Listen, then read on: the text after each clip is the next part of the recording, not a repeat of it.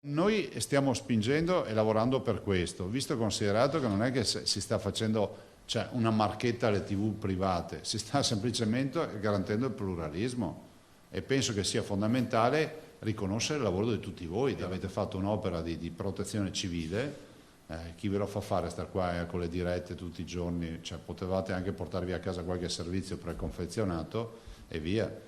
Penso che questo deve essere un lavoro davvero. Ma guardate, i colleghi presidenti sono tutti d'accordo con me su questo. Penso, io ne ho parlato sia col Presidente del Consiglio che con il Ministro Boccia di questa partita e penso che sia doveroso riconoscere questo. Non è che stiamo parlando di Antena 3 piuttosto che di Telenuovo o di come si chiama? Telemanduria? No.